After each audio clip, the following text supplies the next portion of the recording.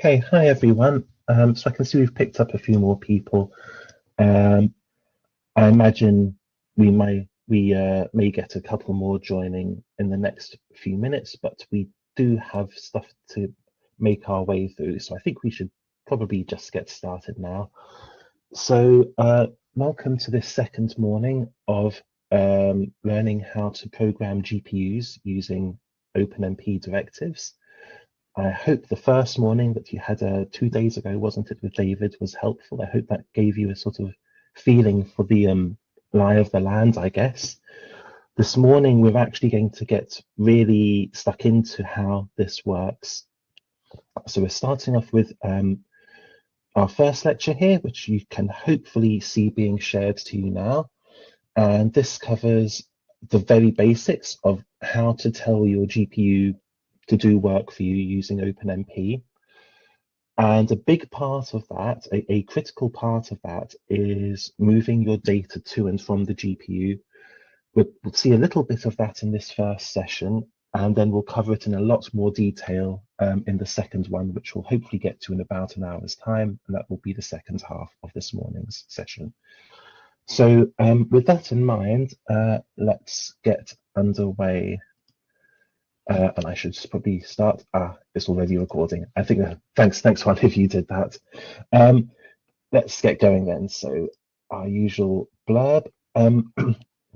So GPU offloading hasn't always been in OpenMP. I imagine some of you will have already used OpenMP for doing threaded programming on CPU. That's probably what comes to mind initially for most people when they think of OpenMP. But since OpenMP version 4.0, we've had this ability to offload to GPUs from within OpenMP. I think it took a little while, and indeed it's taking still a little while for that to be fully supported in the compilers, but we're getting there definitely now. The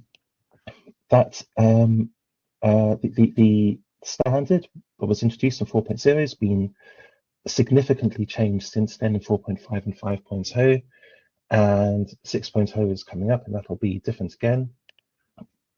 OpenACC or OpenACC, I've heard it said both ways. I believe you saw a little of the other day, and you'll probably, if you took note of what OpenACC did, see how similar it is. It's often the compilers under the top layer implement them the same way, in particular the NVIDIA compilers. Whether you use OpenACC or OpenMP to do it, under the hood they're doing the same thing. And yes, so the OpenMP standard is essentially a document that says this is how OpenMP should work. It's like an API almost. And it's up to the vendors, so NVIDIA, AMD, compiler developers like GCC, HP, IBM, and now LLVM is making, I think, bigger and bigger waves than Intel. It's up to the people who make the compilers to actually implement it and give something which we're able to use. And the idea is, and I think this is a big attraction of it, as well as its comparative ease of use, is that OpenMP is hardware agnostic. You can go from any GPU to any other one, and in theory, it should just work. So it's a host-centric model, and this is important, I think, when it comes to thinking about data movement. That means that you have to think about this as there being one host device, so that's our CPU, if you like, and there are multiple target devices, all of the same type. So you can have a single CPU, and then our target devices, as we'll call them, which could be one or more GPUs, which are hooked up through PCIe probably to that CPU, which we're able to then compile code for and run on. The device, we say, is a logical execution engine, which sounds fancy. It's a processor of some sort, and that has local storage. In general, we'll talk a little about that later on. And we've also got to consider a data environment. So that's the environment containing our variables, if you like, associated with that target region. So with a bit of code that we're expecting to run on GPU, we have to think about the device data environment, which is separate from our host environment. So the variables that we have on the CPU are not, and again, we'll talk about this later, are not intrinsically available on the GPU as well. So we have to use target directives to control where we start executing on the GPU and where we stop executing on the GPU and return to our CPU, our host device. And we also use these target directives to control how our variables, whether they're small, just individual scalars or huge arrays, move back and forth between the two environments, the CPU host and the GPU target device.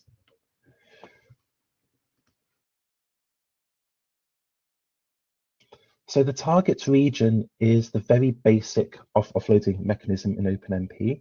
So if you've used OpenMP before for CPU, or even if you do have a little experience coding for GPUs with OpenMP, you'll know about OpenMP directives. If you've done CPU, then you'll know all about OMP parallel for or parallel do. When we want to do something on a GPU, on a target device, we use a target region here. Let me get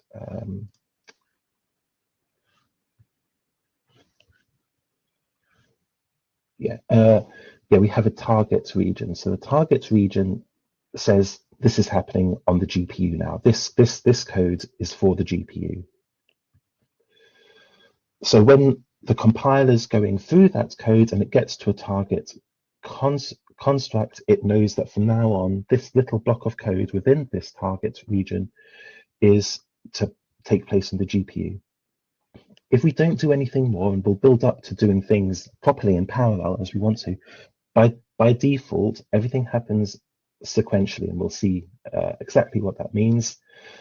Meanwhile, when we go into the target region, the host thread, so the thing that's happening back on the CPU, just stops. It pauses and waits for whatever's happening within the target region on the GPU to finish, and then it jumps back to work and gets on with whatever else comes afterwards.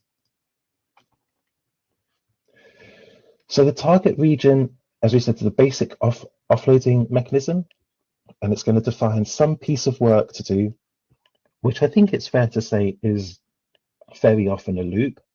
That's the best thing to parallelize. If we've got a big bit of work to do and we want to do the same thing on a lot of elements of an array, for example, that it goes into a loop, and that's very easy to get running on the GPU.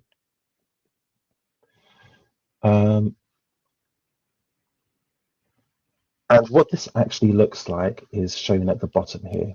So we're going to be doing this, and I can't remember if you saw this in the lectures on Tuesday with David, but for a lot of today's two lectures, we'll be seeing parallel bits of code, if you like, one showing what the OpenMP looks like in C and C++, and also in Fortran, because there are probably users of both here. So what we've got here, if you like, are 3 blocks, and it's just the same in both C, C++, and Fortran. Outside our target region, so block A as it's called here, we're running on the host, on the CPU. Then we go into an OpenMP target directive block. So we do in C and C++, pragma OMP target, and in Fortran, just OMP target. And then inside that block, which we're calling block B, we're now running on the GPU sequentially, as we note. C and C++ finish the block with a curly brace. Fortran finishes it with OMP and target, and then we're back onto block C, which is running on the CPU again. So as I said a couple of slides ago, both the host CPU and the device GPU probably have separate memory spaces. So within the operating system, within the kernel layer, pointers map to something that exists within the host's memory. So your sticks of RAM on the motherboard, probably for your CPU, or within the GPU, the on-device memory. cards typically come with their own onboard memory. High bandwidth memory is, I think, the usual now. So those are separate memory spaces. They are physically distinct, and you have to bear this in mind. So when you want to use data on the GPU, you first somehow got to get whatever it was on the CPU onto the GPU memory. So if you've got something declared on your host that you then want to use within the target region on the GPU, you've got to do what we call mapping it to the device. We've got to somehow determine how it gets from the CPU, from the host, to the target, to the GPU. In general, this means making a copy of that data on the device.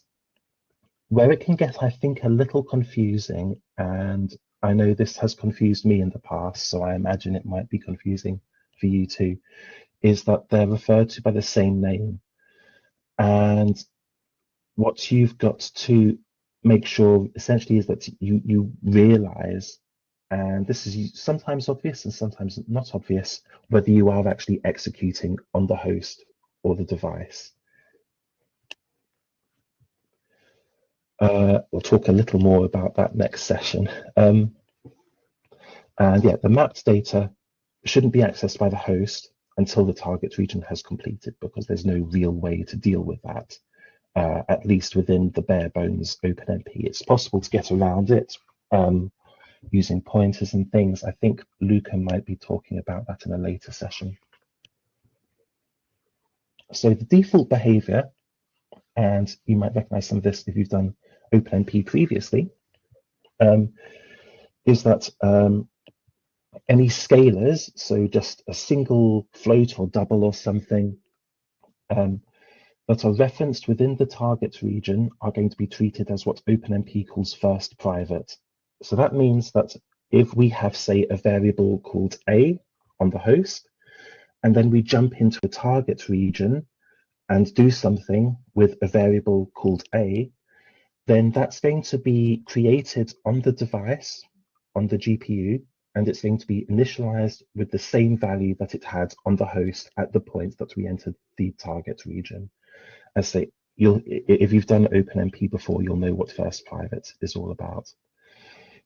If, on the other hand, we're talking about a static array, so an array that was created with a given size, then this is going to do what we'll see will be called map to from.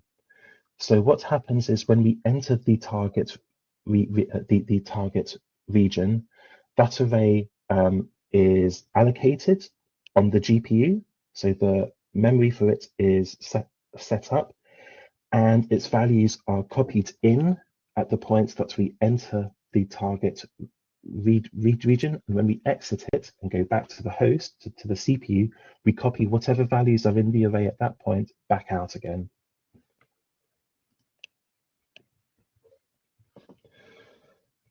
But that's just the default behavior, and we'll be coming back to this a lot today for these couple of hours. That in general, it's something that will work, generally speaking. So if you leave everything with these defaults at the bottom of this slide, I think most of the time what people try to do will work on balance. Not all the time, definitely, but I think probably most of the time it would work. However, it would not be well performing. In fact, it might even be bad performing. If you've done any GPU work, you will know that it's very easy to get GPU code that works more slowly than CPU code, purely because of the cost of copying things. So we will want to take some kind of control of this, and in general, I think it's better to always do this explicitly. So we take control using what we call a map clause, which we add to the target construct. So again, here's our C and C++ on the left and our Fortran on the right, where we would, in C and C++, have Pragma, we just go straight into the OMP and on the Fortran. But to both of them, once we've said that we're creating a target construct, we just add this map clause, and that's just got a pair of brackets. And inside that, we say what the map type is, and then we give it a list.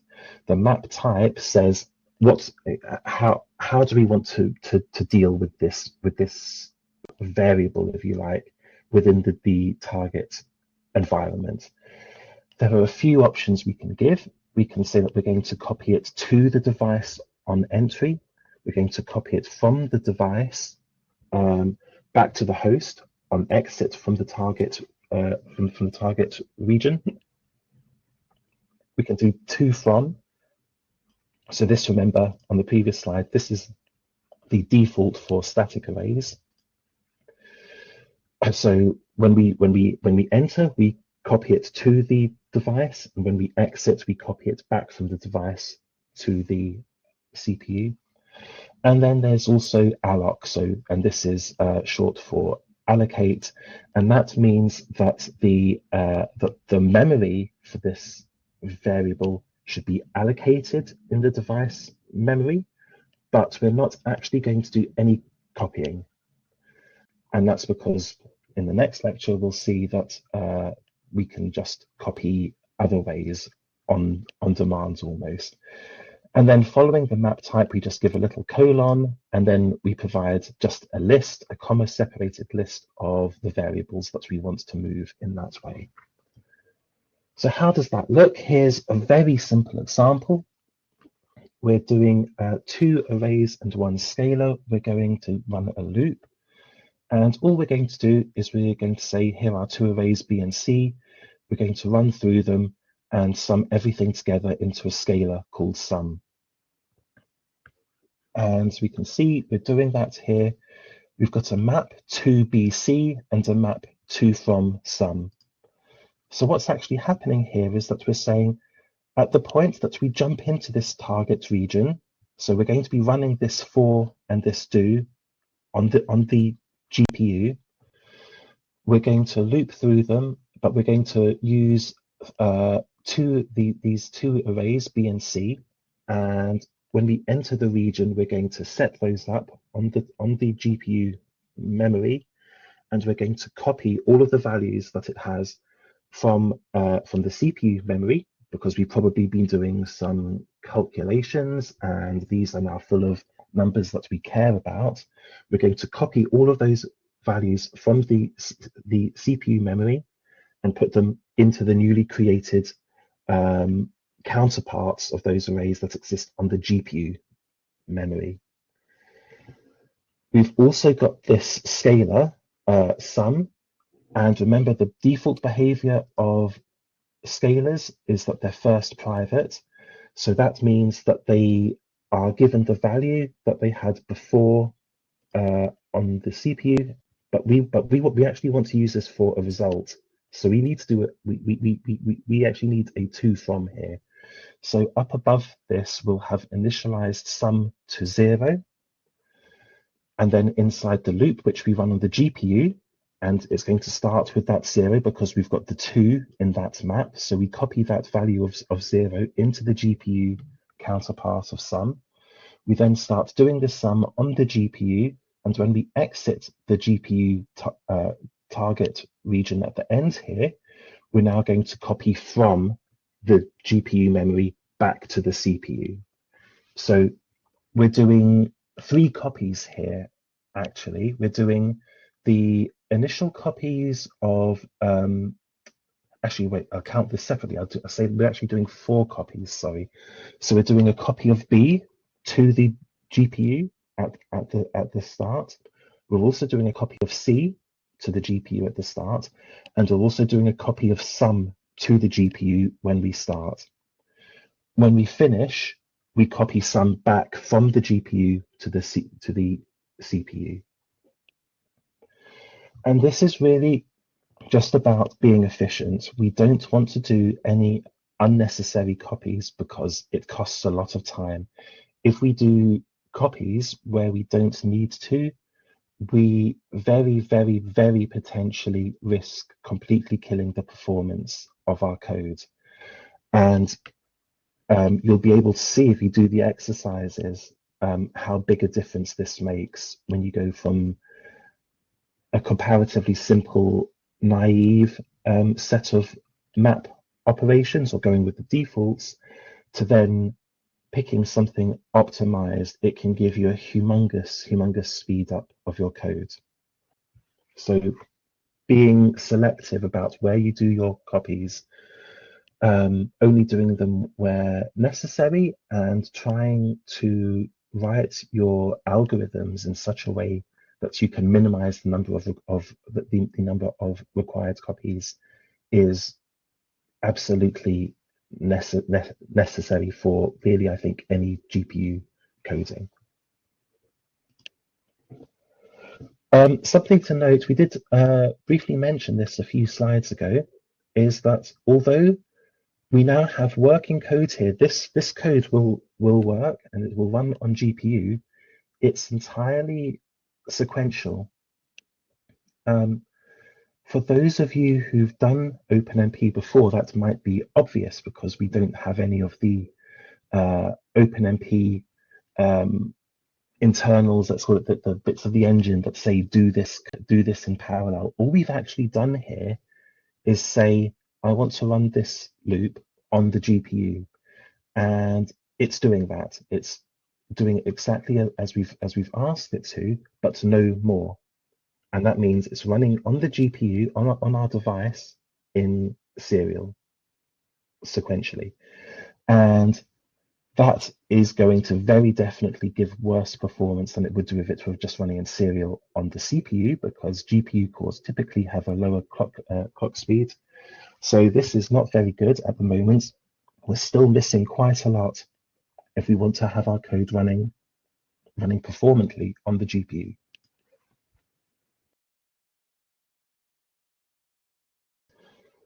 So there are some things to do here, and as I've said, if you've done OpenMP before, you'll probably have an idea of what we might be missing, the bits that we might still need to get our code running on the GPU.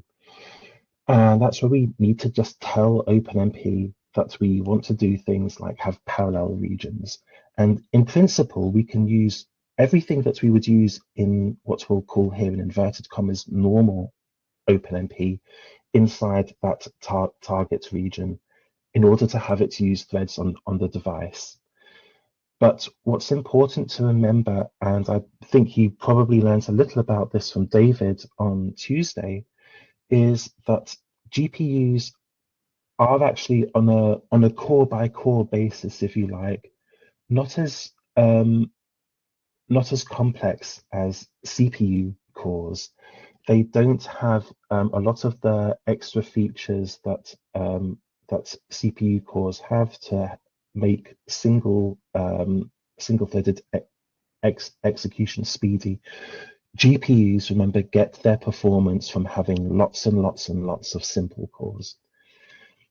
But this means, for our purposes here, that there are things we can't do that we could do on a CPU. And in particular, we're limited to the features that we would have that we would have had on a regular CPU only being really doable within a single streaming multiprocessor, to use the NVIDIA name, or a compute unit, to use the AMD equivalent. That means that we don't have any synchronization or memory fences between the SMs or the CUs. We don't have coherency between L1 caches. Any parallel regions are only going to execute in a single SM or CU. And in comparison with CUDA, we can only synchronize within a thread block and not between thread blocks. So we have some seeming limitations. They aren't actually. We do work around this quite nicely, but from the hardware level, it seems as though we are limited in how parallel we can get using OpenMP. So how do we begin to make this actually work? Well, first of all, let's just go parallel at all. So if we add our parallel for and parallel do, this means that we're now going to be running the for in C and C++ and the do and the do in Fortran in parallel. So we're only going to be running across one SM or one CU, and that's one small block of cores on the GPU. We're only going to be using something like a tenth or so. It depends on the model of GPU that you're using, but you're only going to be using on order a tenth of the GPU to parallelize this loop. But across that small group of cores within the single SM, you will be working in parallel. You'll be creating threads that will run on each of the cores, that will take some fractional proportion of the loop, from I to some to j, from j plus 1 to k, and so on, and that will complete that loop in parallel. We're also doing a reduction at the same time now, because our sum here, our scalar value sum that we want to be reducing, and it's here in the pragma. We want to have the values calculated by each of the threads be added together. So if we've got n threads running on the single SM or CU, each of them are going to be adding up their own private copy of sum, and then at the end of the region, we want to add all of those together. So each thread sums up its own sum, and then when we're finished, we add all of those together to create just a single result, which then comes back from the target region to the CPU. So this is good. We are now running in parallel. This is again valid code and it will work, but we're only using a fraction of the GPU. We want to use the whole GPU. And for that, we need another construct, which we're going to include, which is teams. And this means now that we're working slightly differently from OpenMP on CPU.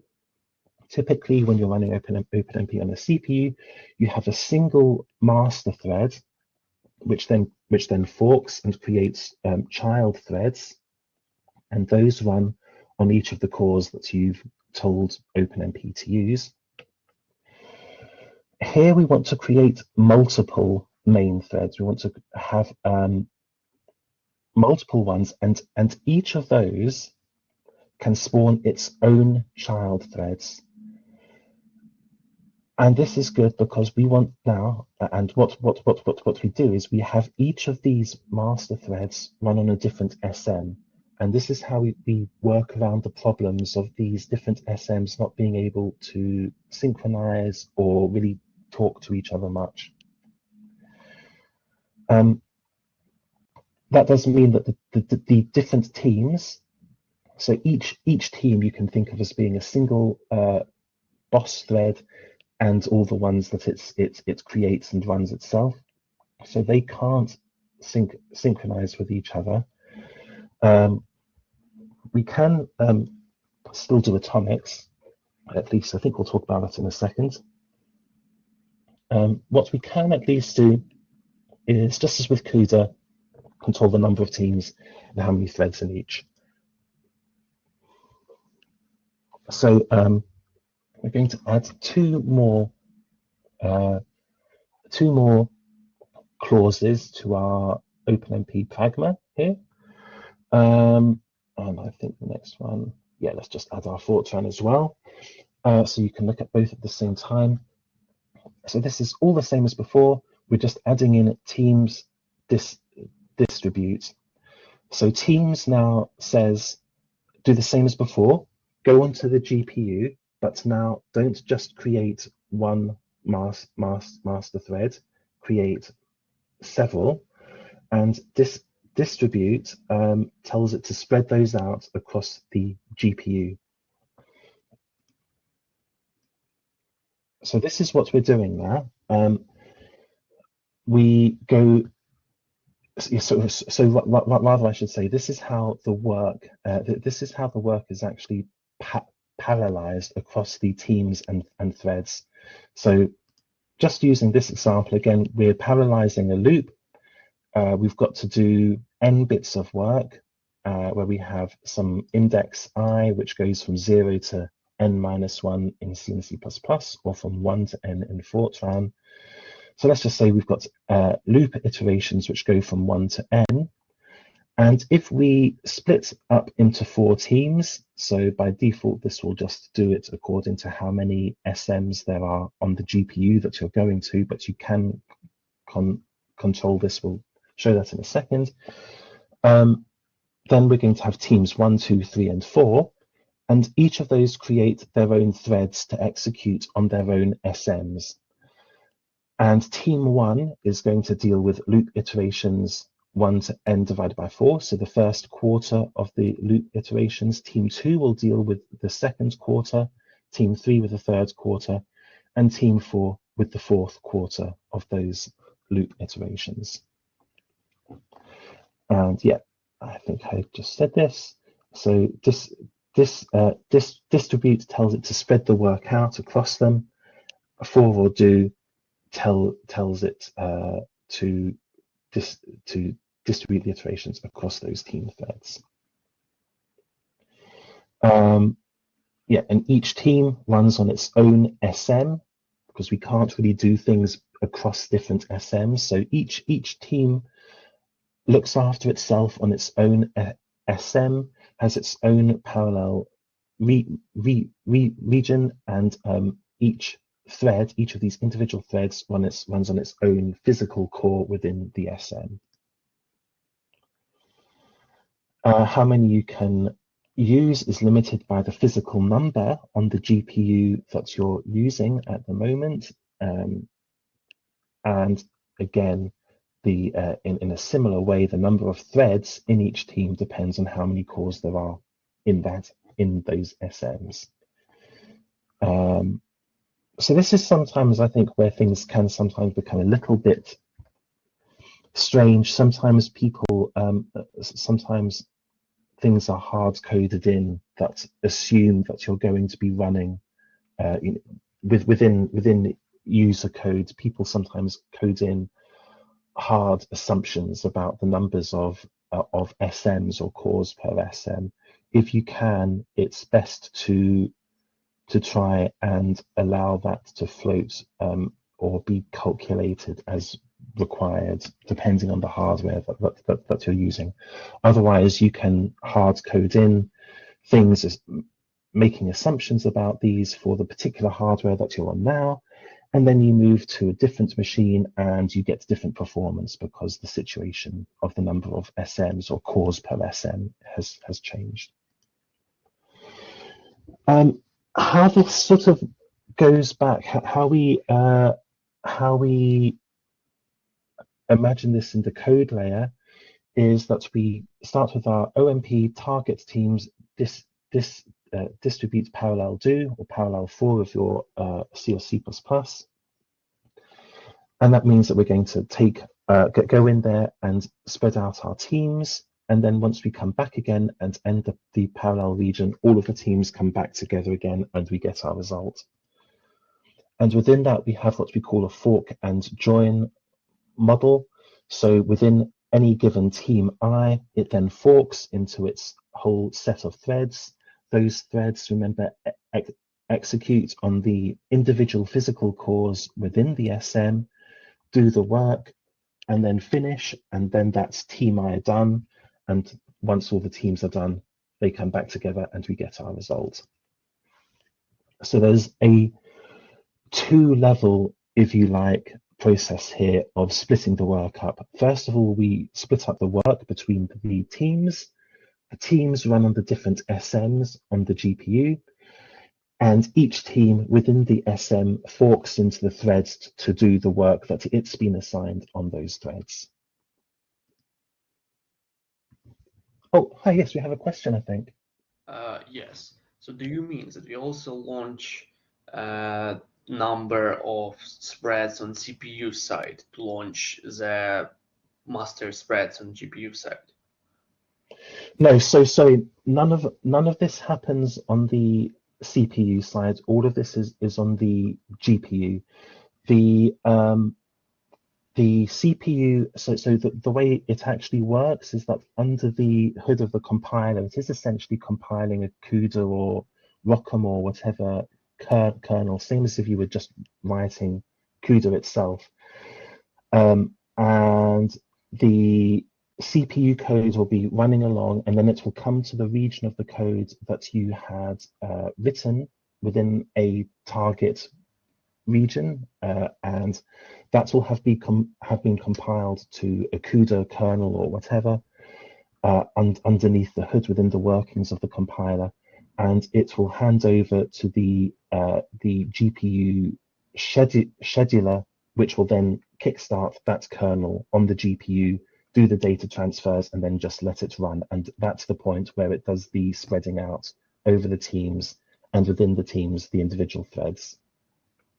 Got it. Okay, perfect. Great. Thank you. Okay. Yeah, sorry, I meant to say, and I forgot. So if anyone does have any questions, please do feel free to either raise your hand or type a question in the chat, and I'll be happy to answer. Yes, so I mentioned that we do have some control over how we schedule these teams.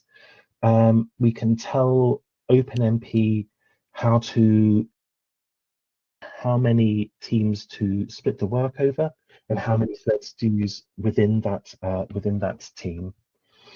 And we use it using this dist schedule construct here, this clause.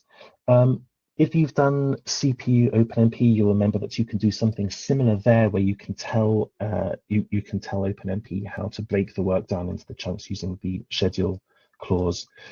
This works similarly, except that I believe it's on the next. Yeah, so it works the same as on work sharing CPU loops, but there we have extra options called dynamic or guided, which allow for the possibility that different chunks of work might take different periods of time. They help when the work isn't evenly spread out across the iterations.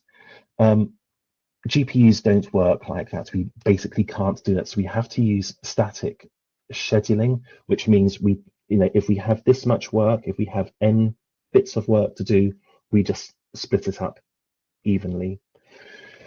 And those are grouped into chunks. They're just given to the teams in a round robin manner. We can at least specify the number of iterations per chunk, as we do here. If we don't do that, then by default, it will just do that so that they're roughly equal. It will do that as close to equal as possible. So this does work best. And I think it's fair to say this is probably true in general of GPU code. It's best when you are assuming that each of the bits of work will take the same length of time and be doing the same thing. If that doesn't happen, that's when we can run into funny behavior that we maybe aren't expecting from the GPU cores. So we can, as I said, we can use anything that we would use in normal OpenMP synchronization within the target regions, but most of them will only work within a team and not across different teams, because remember the GPU SMs are their own individual bits of hardware, and they can't really do much with each other. They don't share much with each other, so we can't synchronize across teams, across SMs, only within them. The exception to that is the atomic construct, and this is really this is different, because this is now about synchronizing accesses to memory, which is different because memory is reachable by the entire set of SMs. And that's efficiently supported by the hardware. So if you do need to have inside your target region code which accesses and changes a specific entry in an array, for example, it specifically accesses a A20, for example, I'm just making something up, you can put an OpenMP atomic construct around it to make sure that it's never accessed, or particularly it's never written to, by more than one thread at the same time. Then you'd get a race condition, and it would be undetermined what the actual value is. So this just make sure that only one thing is accessing this bit of memory at the same time. There's a question you might be wondering. I wondered this when I was first learning this, however long ago it was. How do we call functions inside the target regions? It's not maybe entirely obvious, I think. But here's how you do it. If you are inside your parallel loop, calling myfunc, let's just very imaginatively call it, then this is the C version, C and C++. That's perfectly fine. You can basically write whole functions, as with myfunc here, that are only ever going to run on the GPU. And to do that, you just put OMP declare OMP declare target and OMP end declare target around any set of functions, potentially any big block of code that is only ever going to be run on the GPU. And so that means that when the compiler is actually compiling this code, it will reach here, pragma OMP declare target. And then it goes, okay, everything in here is for the GPU, and it compiles myfunc as code to run on the GPU. Then when it's doing the bit above it in loop.c, and it sees that inside our parallel target loop, we're calling myfunc. That's fine, because this is already executing on the GPU. It knows to just run this GPU function within the GPU code. And again, it is very, very similar for Fortran, with the exception that we can't sort of declare whole blocks of code to be for the GPU on Fortran. We instead just create our subroutine in this case, but it's the same for a function. And once we've finished our declarations at the top of the subroutine of the function, we just do OMP declare target for the body of the code within it. And then that now is compiled as code for the GPU. There are a lot of helper functions, and these can help you. In particular, I think these are used if you're doing things like you're running on a system with multiple GPUs. You can see you've got helper functions to help you see how many devices, how many GPUs are available. The one which we're actually going to be using, and we can then find the default and set the default one that we will be going to that we will execute on. We can find the maximum number of teams and how many we are actually using. Find which team we are. So this is where I was saying it's better to, if you can, possibly avoid hard coding things like numbers of teams if you aren't actually sure how many you're going to have available on the given bit of hardware. We won't go through all of these. The use of most of them is actually pretty simple, because these are just functions to call. You can look these up and it's very simple. You just call them and you get an integer back, for example, that tells you which device are we going to be using, for example. So typically, just in case you aren't aware, this typically means that, say, if you're on a system and you've got 4 GPUs, they will just be called GPU, and they will just have a number 0, 1, 2, or 3, typically. And so you can say execute on GPU 3 means it will be running on the last one. Yeah, so just to give a brief example in C or C++, we can find the number of devices. OMP gets num devices here in blue at the bottom. And then we can set the default device. So this is working inside an MPI environment. So this might be, for example, if you're running with multiple MPI tasks on this node, say with 4 GPUs, and you might say, okay, let's have however many MPI tasks that we have running on this node, split the GPUs between them. So if we've got, if in a very simple case, we've got 4 MPI tasks and 4 GPUs, then each MPI task will be using a separate one of the 4 GPUs. That's all that this is doing. We're saying set the default device, and that's based on the rank of the MPI task. And it works exactly the same as in Fortran. We use the modulo of the local rank, the MPI rank of this MPI task, and the number of devices available. And in this way, we say each MPI task gets its own GPU to run on. We can also here control the number of teams that we're going to use, and the thread limit, which says how many threads we can, what's the upper limit of threads that we can use. These are more just clauses provided to our Pragma OMP target. And again, it is essentially the exact same in Fortran. I will say this is something I really do like about OpenMP personally, as someone who has to use Fortran and C++. I do like that it's almost the same between them. It means I don't have to remember 2 different things when I switch. So I'm a big fan of it being the same. So there's something else you can do here. I'll just actually go back here.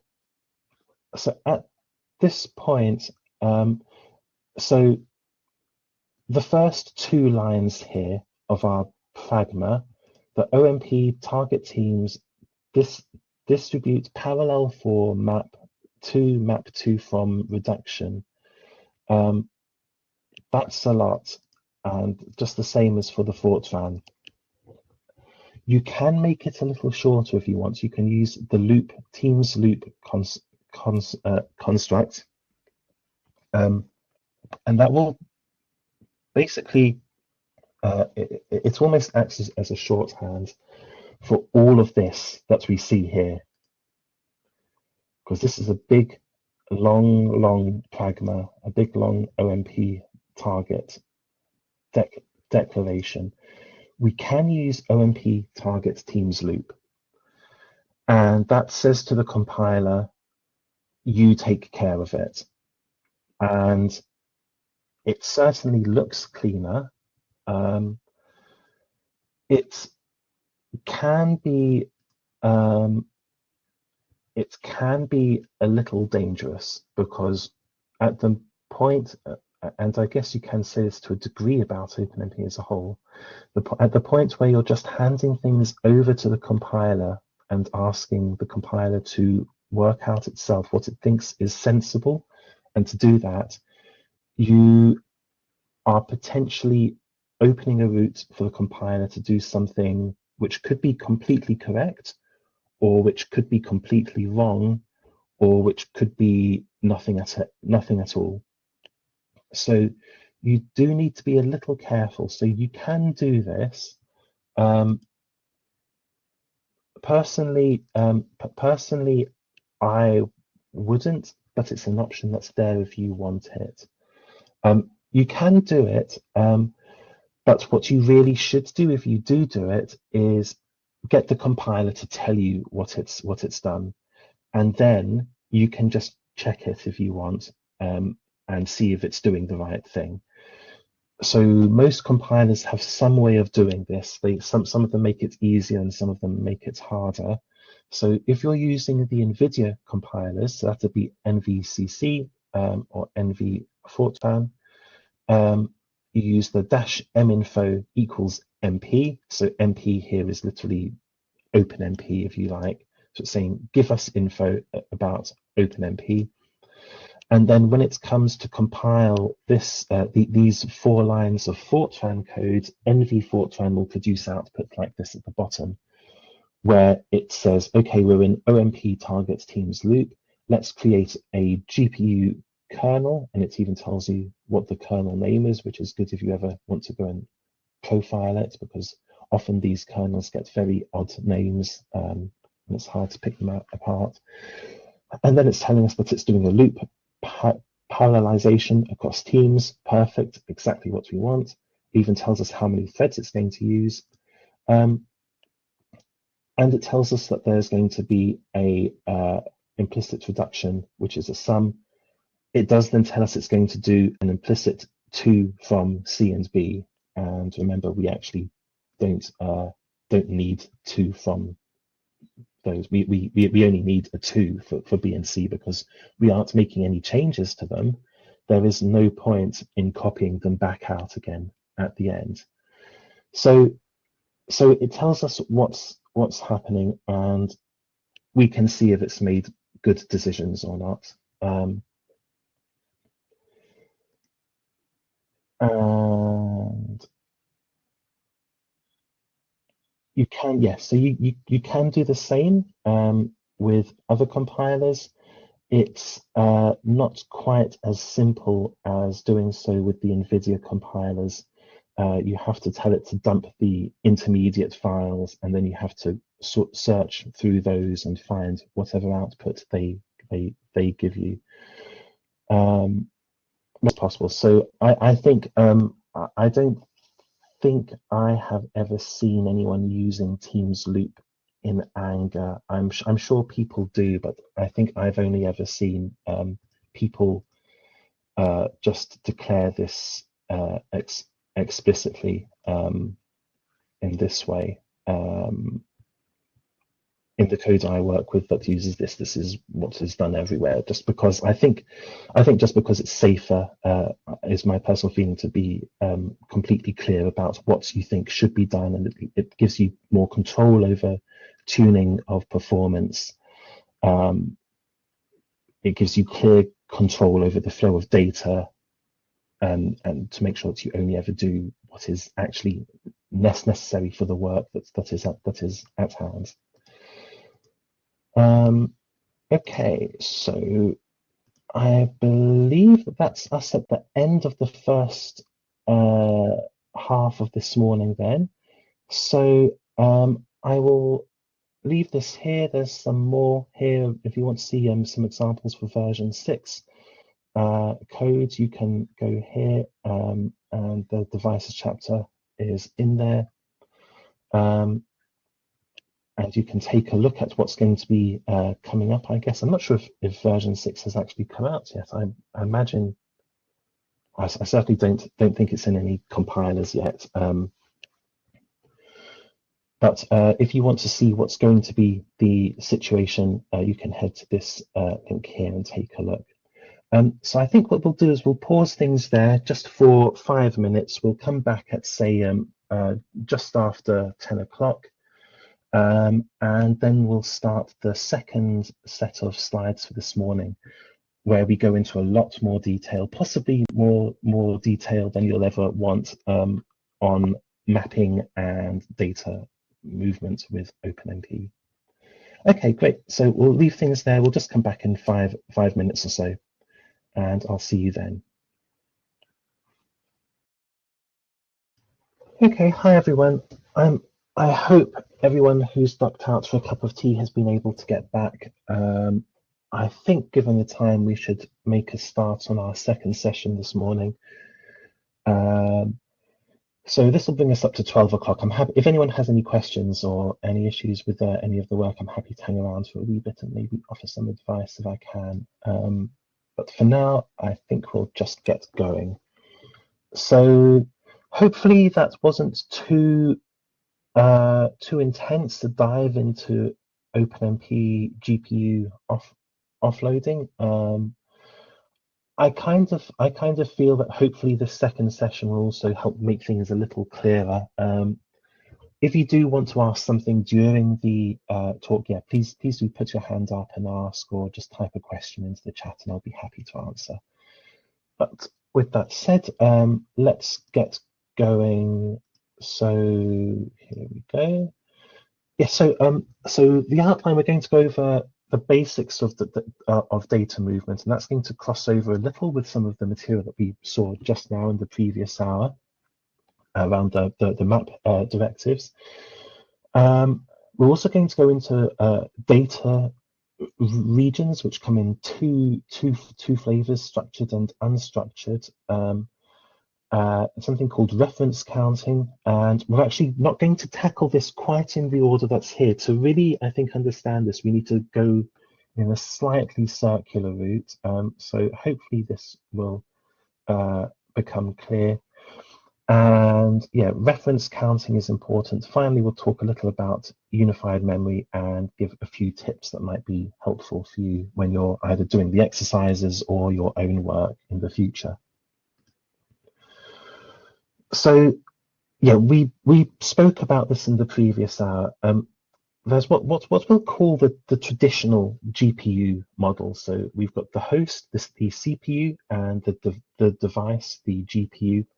Although I think it was briefly mentioned on one of the slides, the device could also be something else like an FPGA or the like. But we will assume it's a GPU, and these are separate. These are distinct. They are treated by the operating system as distinct. They look like separate parts of memory, and they are addressed separately. And the host memory is the CPU memory, and that's where all of our regular code, the main, probably the bulk of the code that was compiled and the variables exist, and where control of the program takes place from the CPU. Then there's the device memory, the GPU memory, and that has the kernels which were spawned from the CPU program, so that the little chunks of target code that were compiled specifically to run on the GPU, and any data there is copied into and back from a host CPU memory. But we will come back to this properly. There are new, what are sometimes called superchip designs. There's NVIDIA Grace Hopper, and what NVIDIA have just announced is the next generation of that, the NVIDIA Vera Rubin superchip, and also the AMD GPU superchip design MI300A, and these have what they call unified memory. Whether that's actually strictly true or not in the case of NVIDIA, you can put a little bit of a question mark over that. But what it means is that to the operating system, it looks as though there is a single big bit of memory, a big chunk of memory, and that's there for both the CPU and the GPU to use. And this can affect things a lot, and generally in a very positive way. So we'll talk a little about that. But for now, we're just going to carry on with, I think, the traditional model here, which is probably what most of us are using, where we have a separate host and device memory, and we need to actually worry about the movements of memory between them. What this means when we're considering this is that any of the variables that are any of the data that's living in the CPU memory that we now want to have on the GPU for work that we want to do on the GPU needs to be present there. If it's on the CPU memory, it isn't any use to us. The GPU has to be able to access it within its own memory, and that's important because we will have to probably move it at some point, and that, as I'm shouting at you here through this slide, is very, very slow. This is probably the slowest part of any of the operations. I know David spoke about this in the architectures session the other day, but data movement is slow. So we don't want to do any data movement between the CPU and GPU if we can at all get away with it. So that memory, that data has to be there, otherwise the GPU doesn't have any data to do its work on. So traditionally, yeah, that means it has to be on the GPU's own separate bank of memory. On the newer unified designs, as they will talk about this probably in a bit, we can get around that by essentially treating them either as the same thing or by actually having them as the same thing. OpenMP has a way of keeping track of what's available. This is called reference counting, and as you saw in the slide of a couple of slides ago, we'll be looking at that properly in a bit. We'll build up to that. But what it really comes down to is that OpenMP does what's called a presence check. When you go into a target region and find that some data that you need isn't there already, it's going to do this implicit copying unless you do an explicit map yourself. So remember, for static arrays, that means a map to from.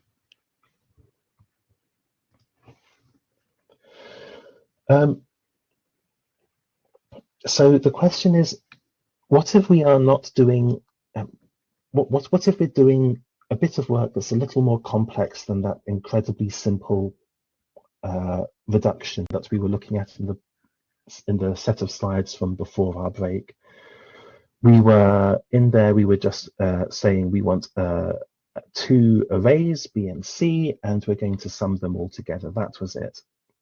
But now imagine we wanted to do more work with B and C. We wanted to do, maybe, who knows, we were going to multiply them together. We were going to square one of them and then add them. Do more things with them after one after the other. With the directives and clauses that we've seen so far, we would have no option but to copy them there in the first offloaded region, then do another copy, potentially copy them back and forth lots of times when we don't actually need to. The best thing to do always is to, if you can leave things where they are, leave them where they are. So that means only copying from the host to the device when you need to, and only copying back again from the device to the host when you have to. So this does mean really taking charge of things with the map directive to tell OpenMP what it should be moving, in what manner, when. And that's always generally going to be the safer and more performant way to do things. And yes, as I say, it's just like how, you know, you can do default none to handle things in regular OpenMP, but then you might end up with something being unexpectedly shared or private when you thought it was the other way around, or you know, or if you're a Fortran coder, you know, just think how you really always want to use implicit none and not let things be taken care of implicitly, because that's the way of disaster and headaches. So yeah, I think it's almost always better to just take a look at your code and see what the mapping should be. And I think most of the time it is also fairly obvious. It shouldn't be too difficult to look at your little chunk of code and say, you know, I need these values on the GPU in order to do the work, therefore it needs to be mapped to. I also need the values once the work is done, so it needs to be from as well, therefore it's a to from. Or I don't need it to be initialized to anything, but I do need to know what the result is, therefore it's going to be a from. Yeah, so it shouldn't be too difficult. Just look at your code and remember that what's inside your target block is on the GPU. Where do I need to take account of the value on either the host or the device and get it to the other one? So this is really just a recap of what we saw previously. The map directives just let us tell OpenMP what should be copied to the device or from the device. So I think this is mentioned at the very end, but if you sometimes have a problem remembering to and from what, remember that the main program itself is running on the CPU. So all of these things like to and from are from the CPU's point of view, if you like, from the CPU's perspective.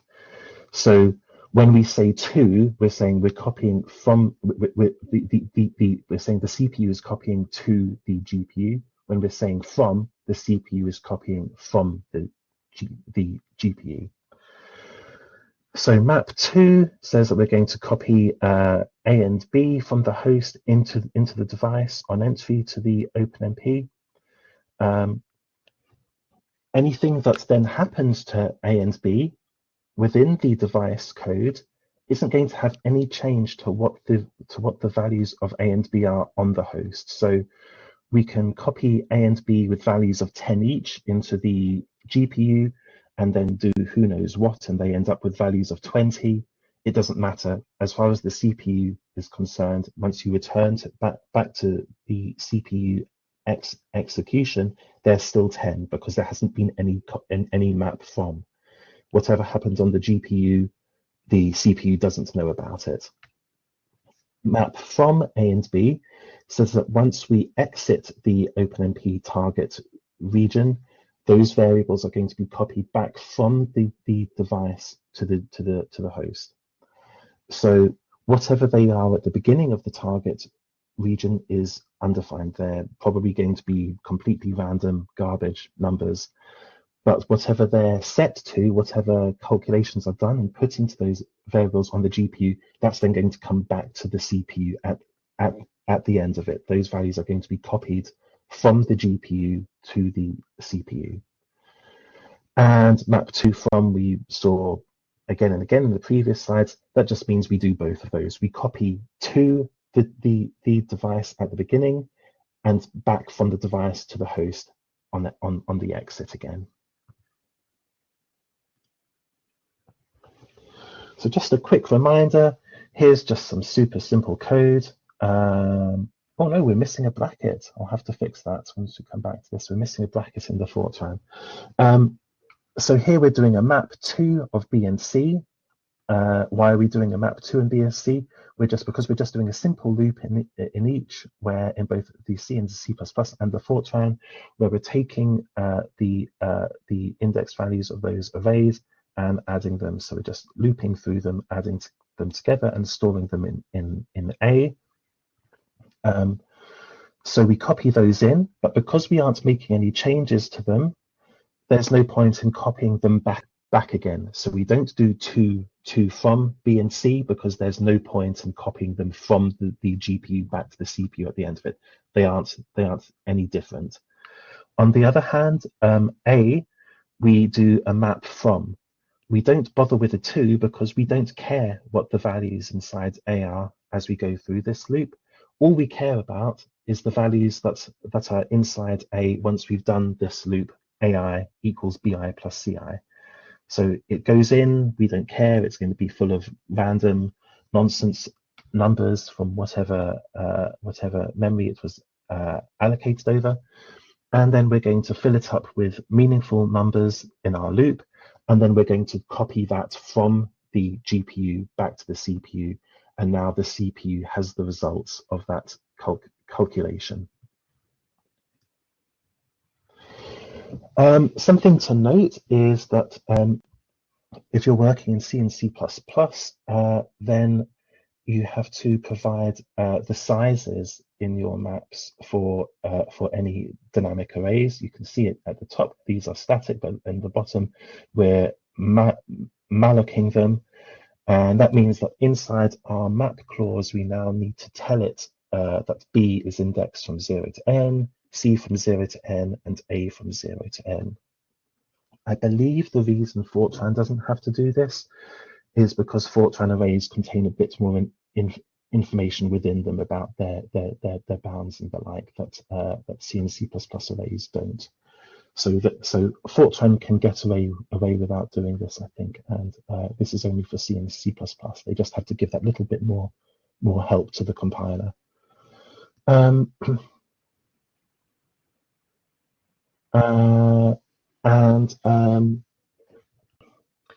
Yes, so going back to what I was saying about avoiding unnecessary copies. So this is the kind of situation which we can see is not going to be efficient. Here we're doing two different loops which we want to run in parallel on the GPU. And first of all, we're just going to be running over these arrays. We're going to be adding B and C and storing the result in A. And then we're going to do another loop where we say multiply B and C and store the result in a different array D. And of course, this is very contrived because we could just do this in a single loop. But just for the purposes of this, this is just to show you how, if we did have it in separate loops, we'd be doing several unnecessary copies.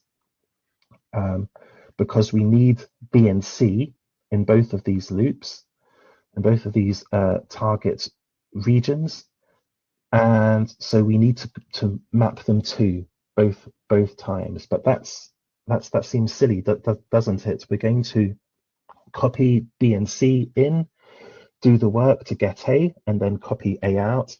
We're done. Then we're going to do another one, and now we're going to map them in again. And you would be saying, why? They aren't any different. Wouldn't it be more efficient to just put B and C on the GPU, leave them there unchanged, and use them again however many times we need? And that's completely correct. The best thing to do is to just say, okay, we're going to be doing a lot of work involving these two arrays, B and C. They aren't going to change on the CPU or on the GPU. We just need them for whatever we're going to do.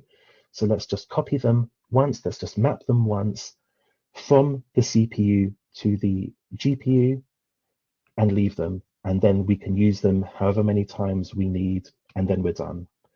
So that's the correct way to do it. And of course, it looks a little more verbose in Fortran, doesn't it? But it's the same situation. Why are we having to map B and C to the target device twice when it makes more sense to just do it once? So let's do that. And this is what we'll call a structured data region. Remember, we will come to an unstructured data region later on. And we use a different construct now, something new to us, what's called a data construct. And this is a larger outer scope construct that lets us just define over that scope, over those curly braces here, where we're doing these data transfers. And we do that by just giving the target data construct a map. So here we have created our target data region outside our two parallel GPU loops, and we've moved the map to out to that target data. So previously, let me just move back just a couple of slides. Previously, the map to BC was on each of those two OMP target teams distribute parallel 4s. Now we've taken it outside, and the map to BC is living with OMP target data. So the compiler, when it gets here, the compiler comes down and goes into the target data region, sees that B and C are to be copied from the CPU to the GPU here, just here. Then we go inside the data region and we do our first parallel loop where we calculate A and bring it back from, and that happens from the GPU to the CPU.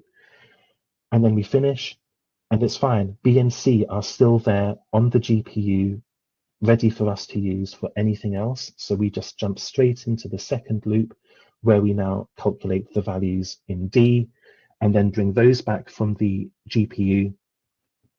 And then we end the target data region. And at that point, B and C will be forgotten about. So you can hopefully see that we've avoided that copy. So we're actually probably going to get a good speed up of performance just from this, just from making it so that we have to do those copies of B and C just once rather than twice.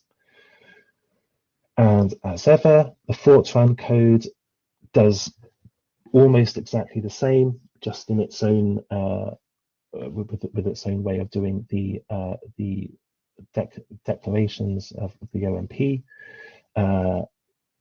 It just means that we have OMP target data map, and then rather than using the curly braces that we use in the C and C++ version to say when that data region starts and ends, we instead in Fortran just give it OMP end target data at the bottom to close off that structured data region. But otherwise, it is exactly the same. We've just taken the map to B and C out from the individual parallel regions, target parallel regions, and put them in a target data map instead. I hope that's all clear.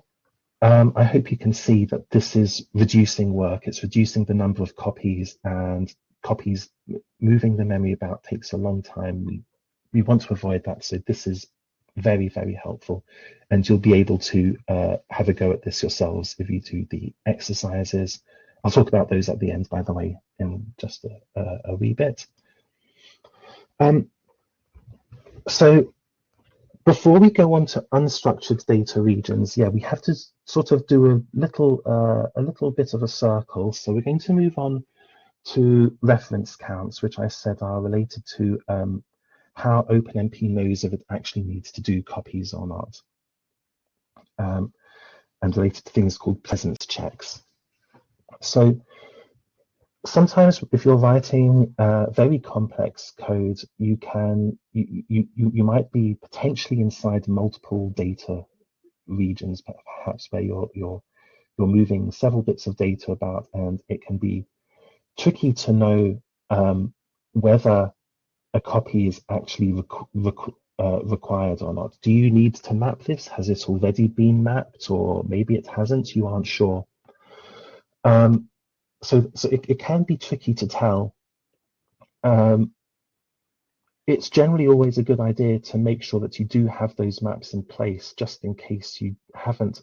If you aren't sure at all if the data will be there, it is probably best to put a map there, just so that OpenMP knows it can move the data at this point in whatever way is probably best according to your understanding of what data is required when. What actually happens though when it comes to OpenMP, trying to understand if it does need to do it or not, because perhaps the data is already there, it uses reference counts to understand if the data that you're asking for a map actually is already there on the GPU. So I'll give a quick disclaimer here that this is slightly simpler. The version that we're going to cover here is slightly simpler than reality. I would recommend, if you're interested in this, taking a look at the standard, but it is actually pretty complex, the branching set of options that OpenMP takes when working out what to do. But in general, what happens is OpenMP counts the references as we go into target regions to see is a map for variable A, for example, already there. And if OpenMP says yes, variable A does already exist on the GPU, the map that you've just given it will do nothing in general. That may not be what you want to happen. So you can override that with something called always that we'll see in just a bit. But this, broadly speaking, is what happens. It sees if it's already there. If it is, it does nothing. If it isn't, it will do the map. So it does this by literally counting the references to the list items. Remember, the list items are just the variables or whatever that we're passing through the map clauses. So this means that if we map to something, then when we enter the target region, the count for that for that list of variables will increment by 1, and when we map from on exit from the region, it's going to decrement. And at the point where you exit a region, any variables which are known about with a count of 0, then they are deallocated on the GPU. So you would go in. So for example, in a very simple structure, let's just go back to one of these. For example, in these loops where you've got from A and from D, you would go into them, and when you exit these regions, D and A are both going to have reference counts of 0, so they will be deallocated again from the GPU.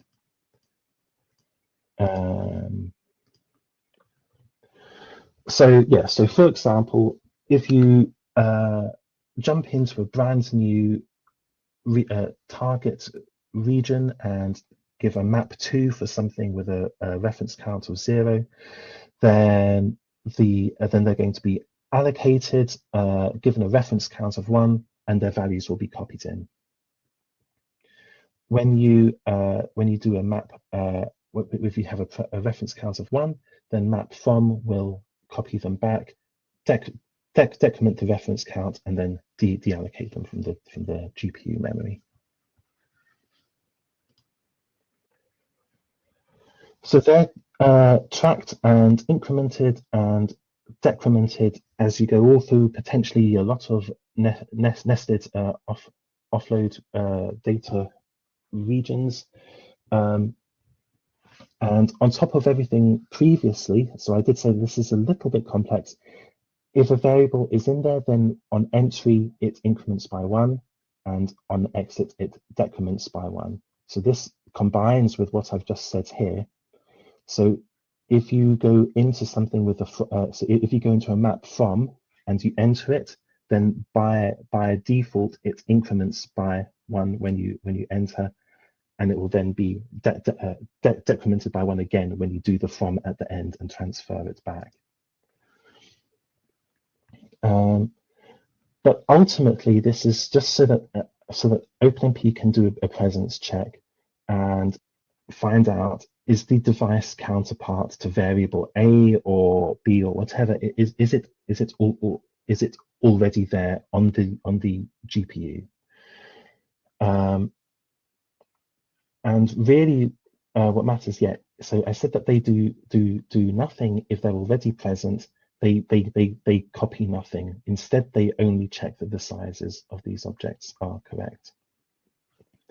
Target update, which we'll see in just a second, will always transfer data, and always, as I mentioned a bit ago as well, this means that this changes the behavior to always do a copy. So these are ways of overriding this behavior of copying copying nothing if the data is already on the GPU. And then finally, okay, just to, Jonathan's asked, just to clarify does it check to see if the variable has been modified, or just that it exists and is the right size? The latter. It doesn't do any checking of the contents. It just says, is it the same size? And that's all. If it's a different size, then I think it then does do a copy. But otherwise, it does, yeah. So it knows nothing at all about whether it's changed in the memory.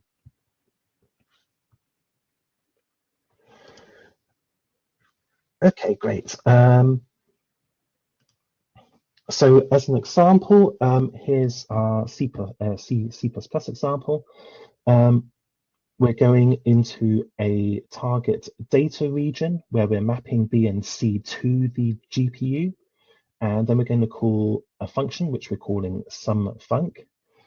And inside that function, we've got two offload work regions.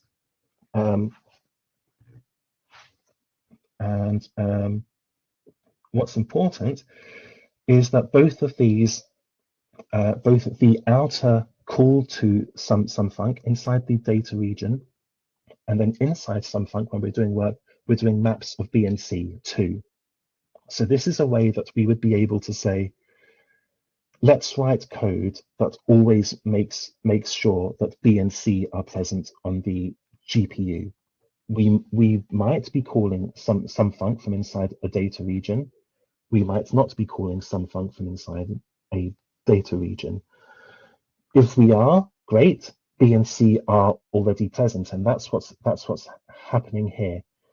Inside the region at the top, we've already mapped B and C to the GPU, and then it jumps into sumFunc, and we start doing work. And these also have maps to of B and C, but that's already present. It will do a reference check, a presence check, and see that they have reference counts of 1 already.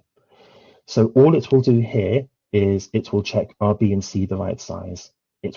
And it won't do the copy.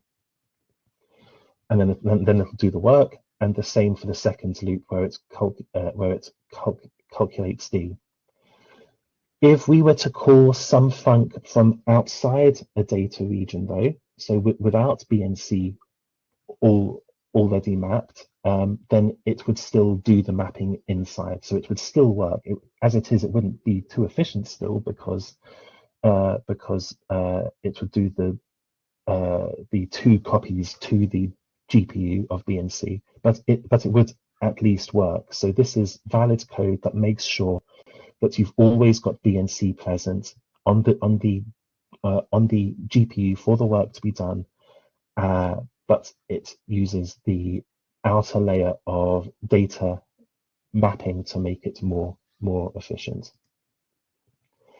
And again, as ever, the equivalent Fortran code, where we call it's a subroutine now, and we do the same thing. We map B and C to the GPU in a data region outside the call to that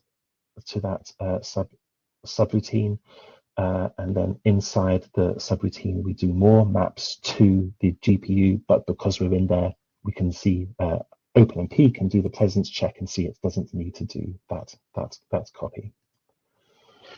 So there are other things you can do as well. I know that we've mentioned we've mentioned to from and alloc previously, but we've also got 2 others which we can use for mapping, which are release and delete.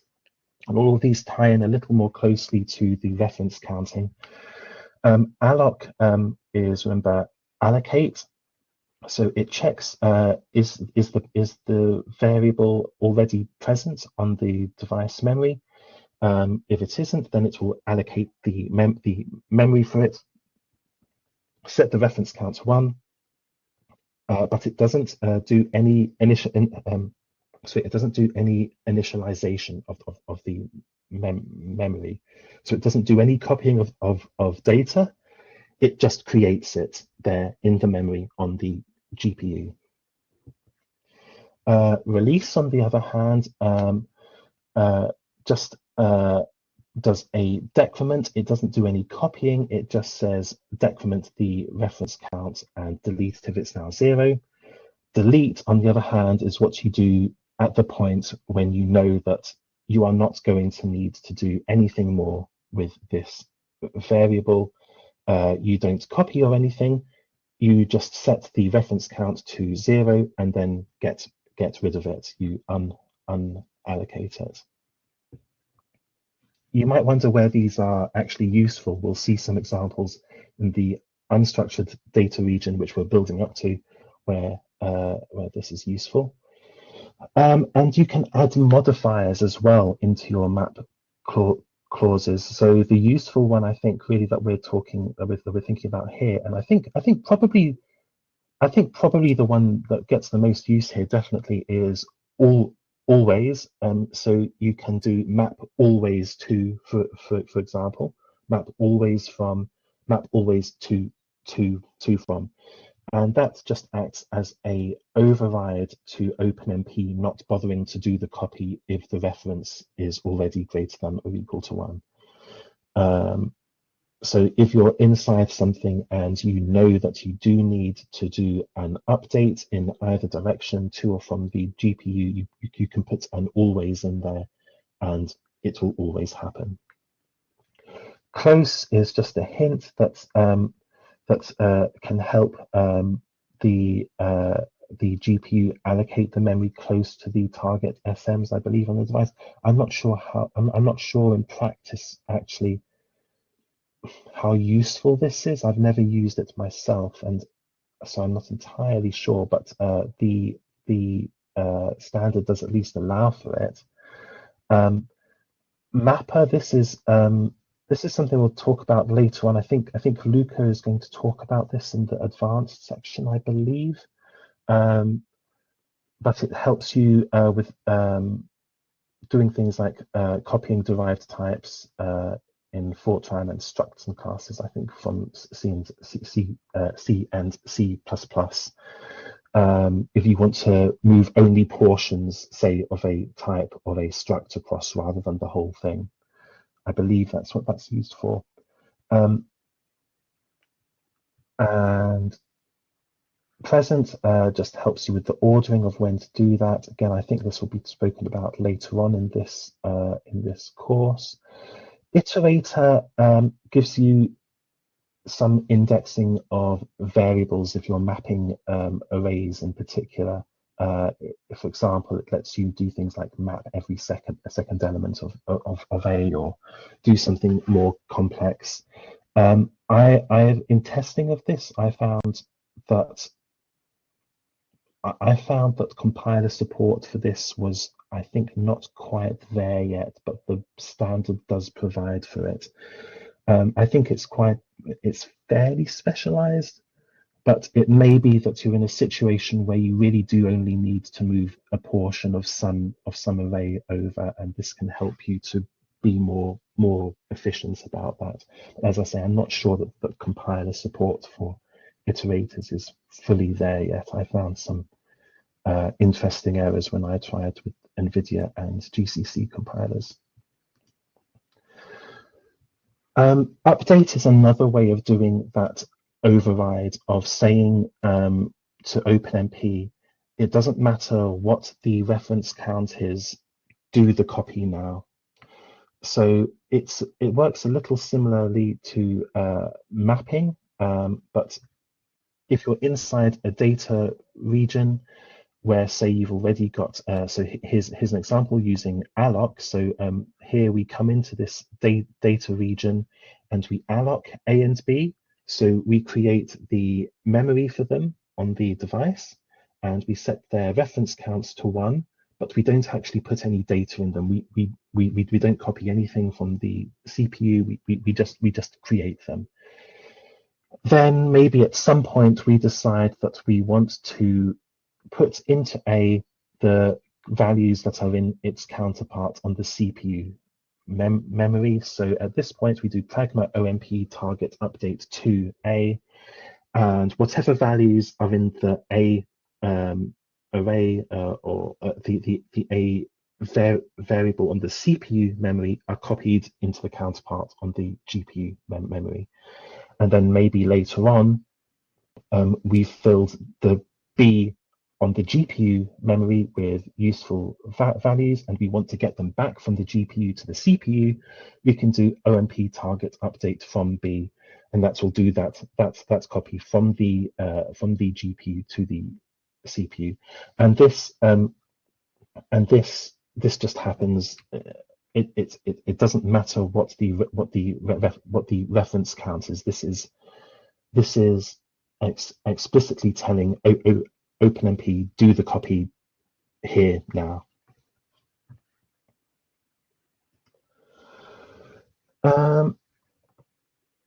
And again, here's our Fortran, and I think this is exactly the same again, other than the change in using braces to instead data and ends data.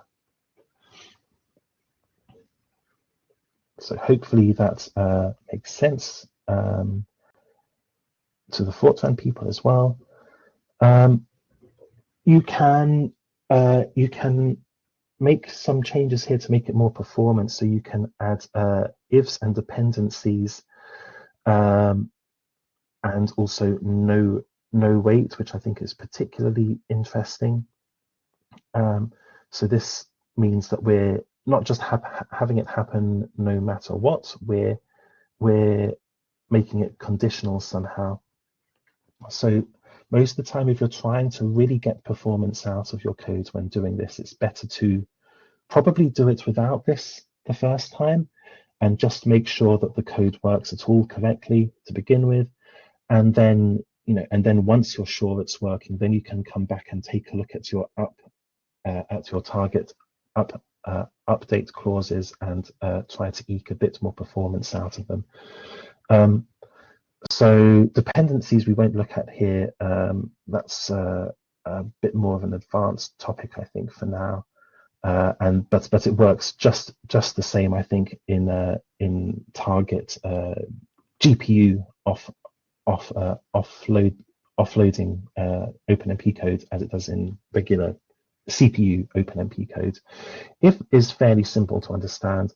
It just says do the update only if something evaluates to true. So, for example, if you're iterating through something, you can have it do an update if the counter I is equal to some value or greater than equal to some value.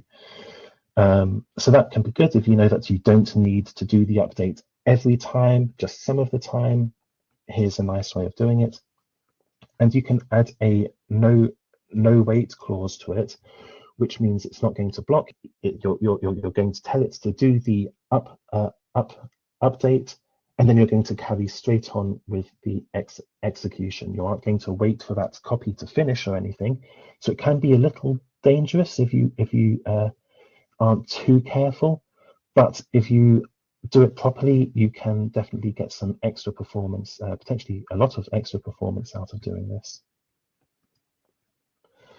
And finally, with all of that done, I think we're now in place where we can think about unstructured data regions. So everything before was structured.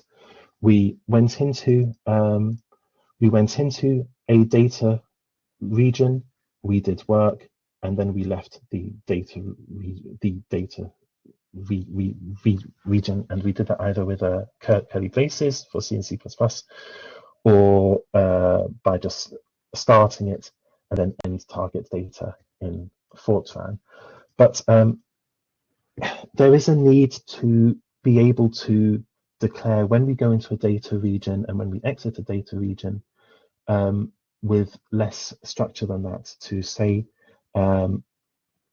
just define a part of code where we declare what we're creating on the device and any copies that we're doing, and then later on have a completely separate block of OpenMP code where we do the opposite and tell it to probably clean up, delete, copy back, whatever we need it to do.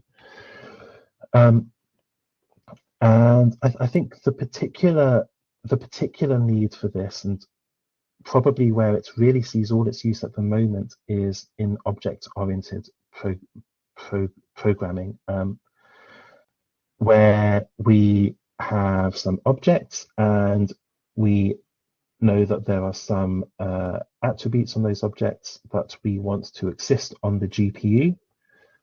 So that means that when we're probably doing construction of the object, we want to be able to declare that this object has some components that live in the GPU memory, and then we leave the constructor, come back, do whatever work we want to do. Maybe we call some methods on the object, which then interact with those things that live in the GPU memory. And then finally, when we delete the object, or it goes out of scope or whatever, we then go into the destructor and delete those objects.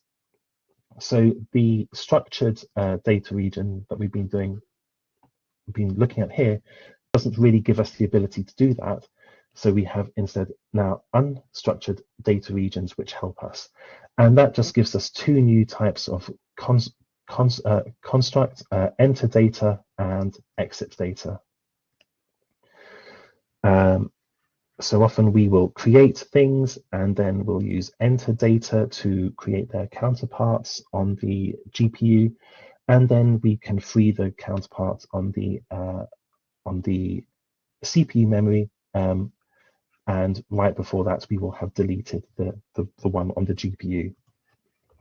So here's what it looks like in C, or well, really this is proper C++, isn't it? Here we're creating, well, we're defining an object, which we're just calling example. It's got an integer n, which is just the size of an array A of doubles, which we're going to create within it. So when you do the construction of the object of an example, we just tell it the size n, which it then takes, and then we're going to create A as a new double of that size. And the moment that we do that, we just do pragma OMP target enter data map alloc A0 to n. So we're just saying, as soon as we've created A here on the CPU, we're now going to go into an unstructured data region, and we're going to allocate A's counterpart on the GPU. So remember, alloc, we aren't moving any data, we aren't copying anything, we're just creating a version of A that sits on the GPU memory as well. And then we probably have some more methods here which are going to do something useful with that. But by the time we come back around to destructing our example that we've made, we would go into the destructor here, and we do pragma OMP target exit data map, and then we would delete A0 to n. Remember, delete means that it doesn't matter what the reference count of A is, just set it to 0 and then delete it on the GPU, and then we delete bracket bracket A, the one on the CPU. Fortran, this is roughly how it would work in Fortran. Fortran has to have a lot of boilerplate for object-oriented programming. I had a go at this myself, and I think there's a little bit of a sort of caveat emptor type situation here. I think that compiler support for this is still not quite there. When I had to go at this myself, I got several different errors completely with the compilers I tried, complaining about completely different things.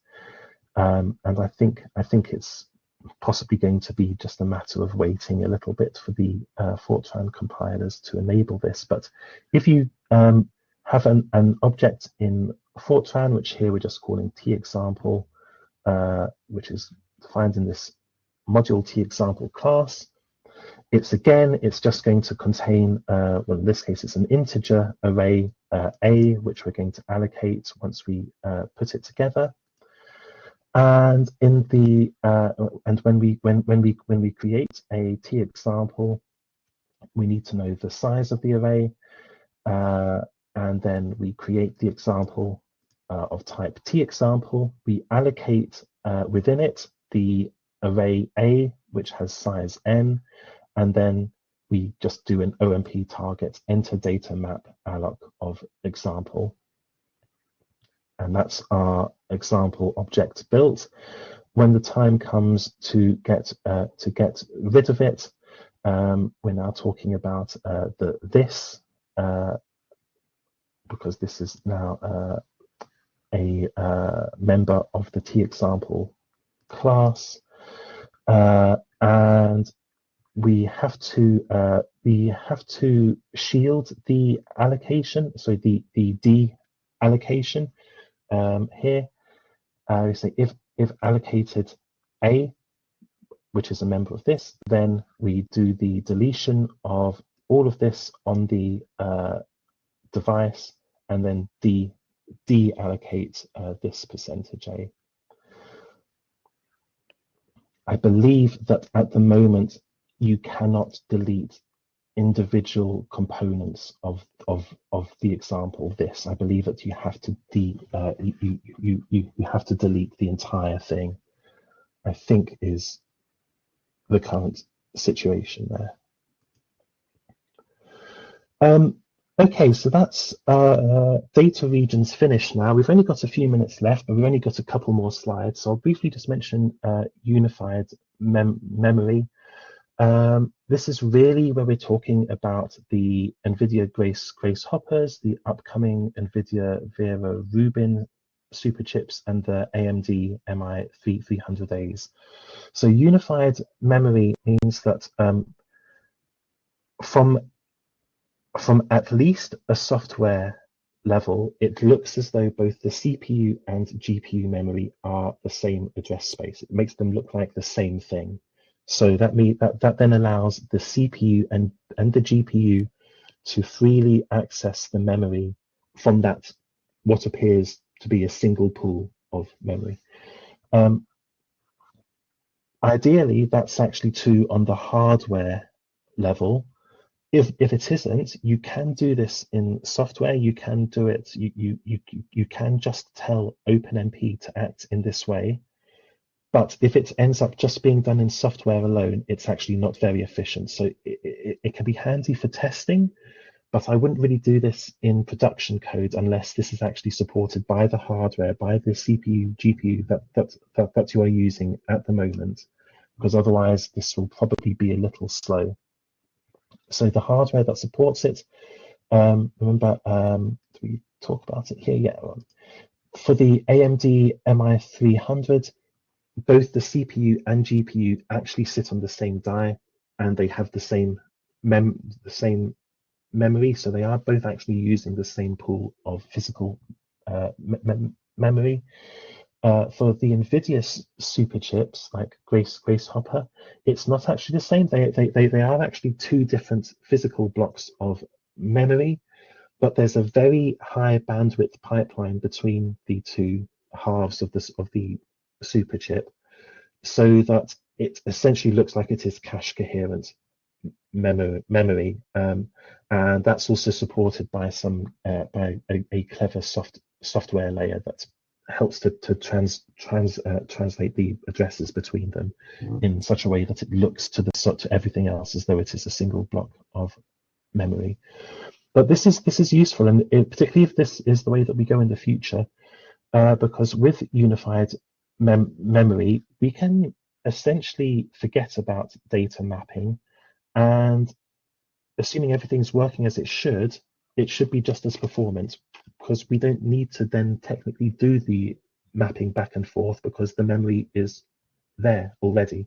The CPU can already see GPU memory, GPU can see the CPU memory. It's the same thing. We don't need to create specific versions for the CPU or the GPU. To tell OpenMP to do this, we just give it a OMP requires unified shared memory at the top of everything that contains offloaded code.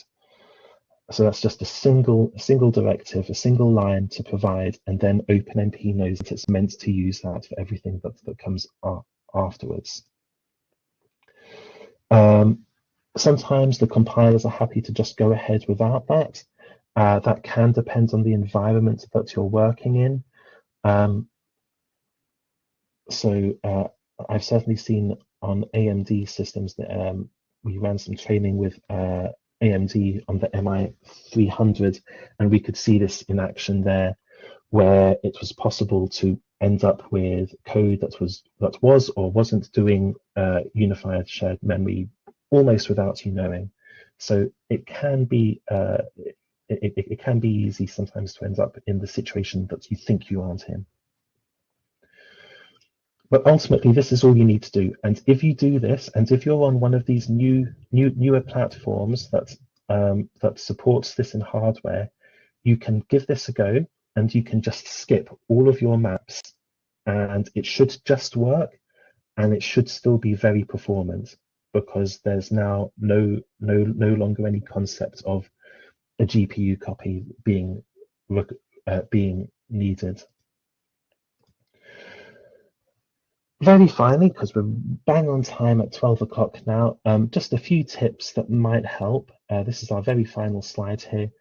I mentioned before, I think it can be sometimes easy to forget whether you're talking about copies and from which bit of hardware to which bit of hardware. So just remember that everything here is still happening from the CPU's point of view. So the CPU is copying to the GPU, or the CPU is copying from the GPU. It's easy also sometimes if you've got multiple data regions to accidentally miss on updates if you are really relying on some maps to do the copies. So it can be handy to either use updates or the always modifiers on maps to make sure that if you really do need to ensure that you've got the most up to date version of a bit of data on either the device or the host, you can use those to make sure of that. And also finally, if you're struggling to make sense of how potentially these different layers of directives are actually being interpreted and what's actually being done, very often compilers produce output that can help you check what is actually happening in the OpenMP. So you can, here are some examples. I'm not sure if GCC has something similar. My experience with GCC has been that it's getting there, but it's perhaps not quite as far as these in working with OpenMP offloading.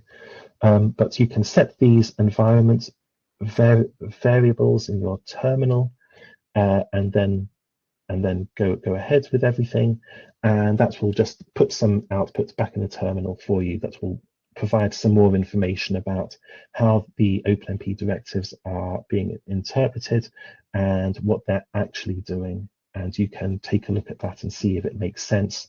Is it what you would expect, or is something being interpreted in a way that you weren't expecting that's maybe going to make a problem for you? Okay, that's actually our final slide.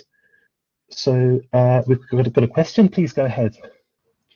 For example, if I have a pointer from another software, for example, CUDA, can I reuse this pointer, this data, without new transfer? I believe you can. It's not something I've done, but I think there is. Let me just check something. I believe. Yes. Well, you can do something similar. So so OpenMP does actually allow you to directly malloc on the device, and then when you use that pointer, you know, it's there inside your target region, what you can do is you can actually provide another directive, another clause which we haven't mentioned here, but it's there. You can go and read it, which is device pointer. I'll just put that in the chat if you want to look it up. Oops, if I can find my terminal. And you just provide this on your on the entrance to your target region, and this tells OpenMP that the thing in the brackets is a pointer to something which is already there on the GPU. Don't worry about doing any mapping or copying. Just it's there for you to use. So I think you could probably use this to do that. Got it. Also about performance. Is OpenMP around same performance as CUDA or HIP, or is it much worse? That's. I think that's a very loaded question, isn't it? I think it's probably the case that if you were sitting down and if you were an incredible CUDA coder, I don't think you could write code with anything else that would be able to match its performance, because CUDA, ultimately everything here is translated to CUDA or ROCm or the actual coding layer for the GPU. But I think if you were careful with your OpenMP, if you took proper care in particular with your data maps and the like, I think you could approach the performance definitely, and it would probably take you much less effort to get to that point. It's like diminishing returns. You know, you can spend 20% of the effort but get 80% of the performance, something like that. So I think I think CUDA is the way to go if you want the absolute best performance. But I think you probably have to put in much more effort to reach that point. Got it. Whichever's for you is up to you. So both OpenMP and SQL provide portability layer. So that's the other advantage. You can just take your OpenMP code or your SQL or your OpenACC, and as long as you have a compiler for it, for the GPU that you want to use, it'll build. If you're using CUDA or HIP, you have to. I mean, it isn't that much effort to convert between them, but you have to do something.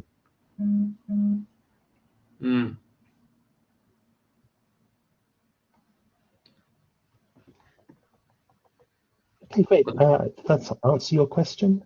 Yes. Would you recommend to use OpenMP or SQL if I need?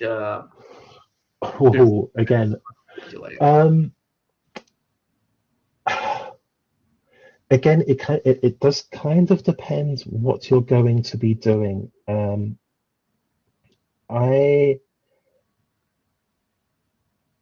I quite like OpenMP. I think OpenMP is more widely supported by different compilers at the moment. SQL, you have to be using the Intel compilers or the CodePlay compilers, but at the same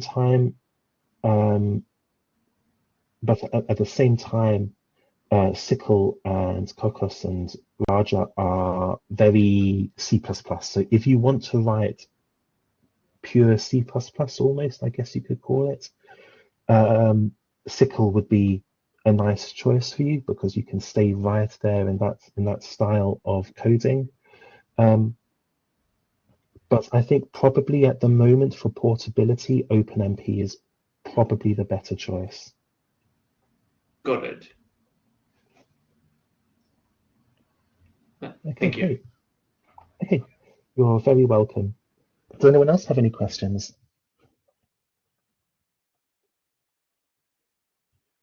Thanks. You're very welcome. You're very welcome. I hope it's been a little bit fun as well as interesting.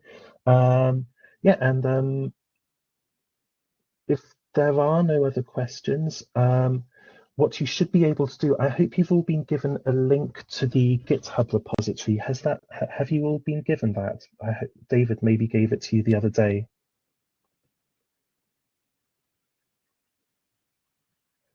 I'll put a link in the chat if I can find my terminal. Okay.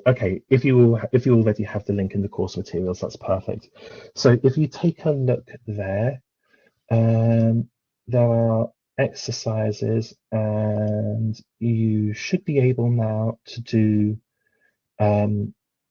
the pi and Poisson exercises. At least I think you should be able to do pi and probably most of the Poisson exercise. I'll just put a link to that in the chat, just in case you want to go there and take a look now. Here it is. There you go. So yeah, you can follow that and take a look.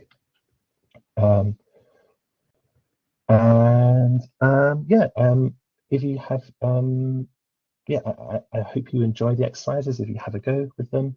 Otherwise, I hope you enjoy the next couple of sessions, which I think are next week, aren't they? I hope they're useful too, and you get some good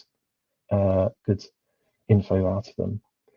Okay, great. Thanks for coming along, everyone. So we've overrun very slightly, 10 minutes. Apologies if that eats into your lunch. But yeah, thanks for coming and enjoy the afternoon. Okay, bye everyone. Bye now.